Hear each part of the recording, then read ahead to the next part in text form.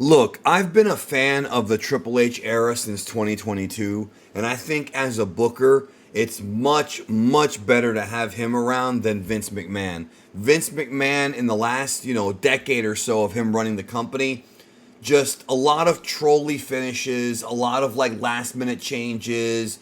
The guy had lost touch.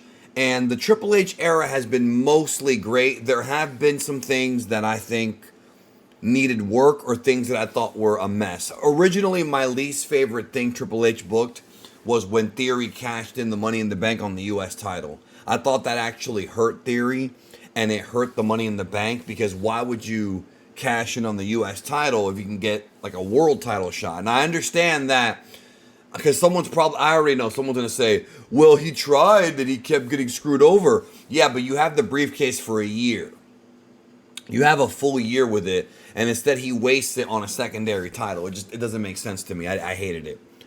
But last night's draft and the one on Friday, I think was bad. Like probably my least favorite drafts they've ever done. Now, the episodes of the wrestling television themselves were not bad. I enjoyed a lot of the segments on Raw last night. I enjoyed the CM Punk Drew McIntyre segment a lot. The matches themselves were fun. Gunther against Xavier Woods. There was good stuff on the show. There was bad stuff too. But the draft itself was a complete waste of time. And it seems like every year the draft becomes a bigger waste of time because people get drafted and then within weeks they're on the other brand already. They're already, breaking the rules. And that was during the McMahon era. What they did this time was actually worse. The fact that 80%, the vast majority of the drafted wrestlers are back where they were at before the draft, tells me this was a waste of time. At the very least, in the draft episodes of the 2000s and the early 2010s, at the very least when they had the draft then, you had people moving from different rosters and they focused only on the moves. Some of those draft episodes only had like 6-7 people moving, but at least they were moved. When I'm watching the draft, and even though Raw was slightly better, and the vast majority of people are getting drafted to the same brand they were on, this was a complete waste of time. Why even do it? Why even do a draft? Why even waste the time in doing a draft episode if most of the roster isn't going anywhere? I don't understand the logic there. It really felt to me like a cheap publicity stunt, or at least a cheap ratings ploy. At the very least that. I would say more of a ratings ploy than a publicity stunt. It might not be as, it might not be something that is as divisive, I guess you could say, as Tony Khan's publicity stunt of airing the CM Punk Jack Perry footage from low-end security cameras. Like that right there, became a thing, but it's being followed up on in the storylines at the very least, right? But this draft was it was a lame duck show. Like most of the people stayed where they were at. There were a couple of big changes, including NXT call-ups that I thought were really interesting.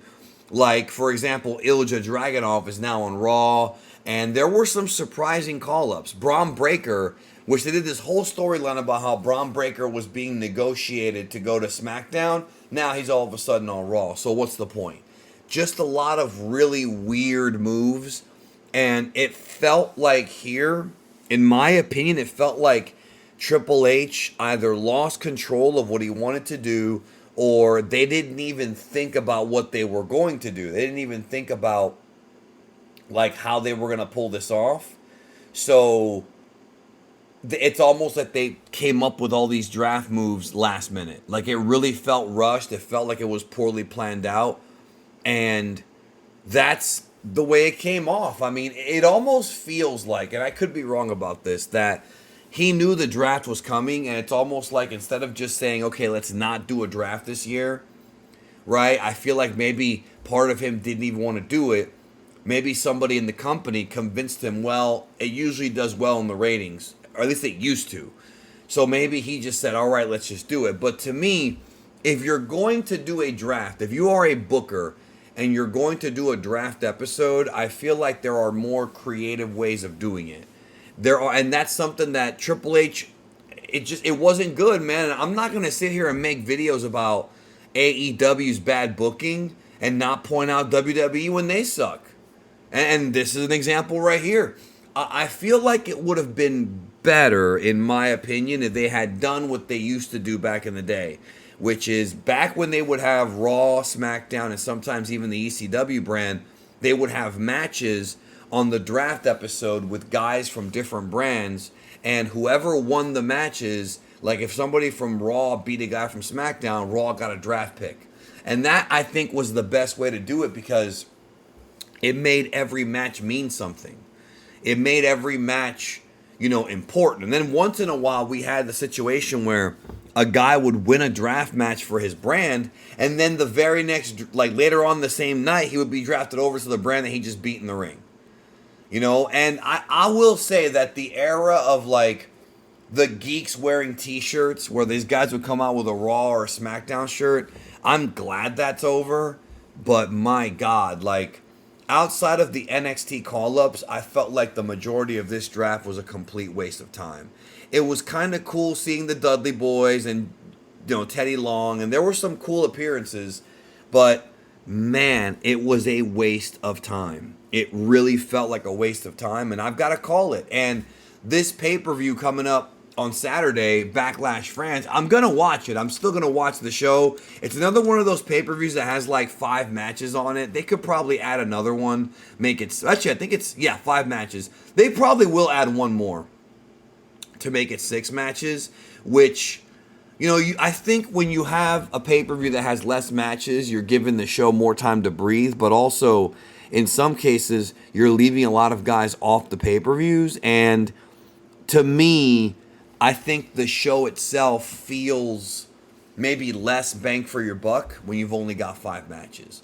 I think having like 15 matches like some of these AEW shows have that go 4.5 hours, I think that might be too much. But I think maybe having 5 matches isn't enough. I feel like maybe 7 sounds like a better number.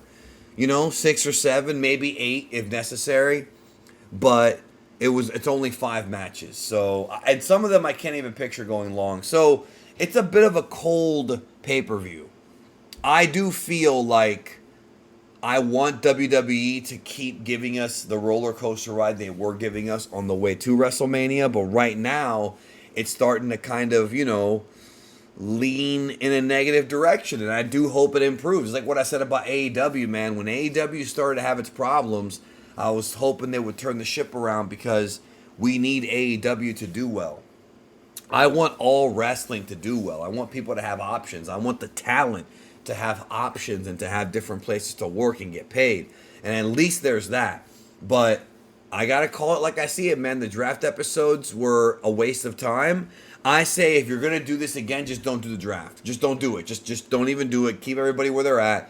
Or set up a storyline where the GMs are trading back and forth and just do like little trades here and there and that's it. Because really it was just all the draft segments were a complete waste of time. It sucked. And that's the truth. Those are my thoughts. Y'all take care. I'll see you tonight for X-Men 97.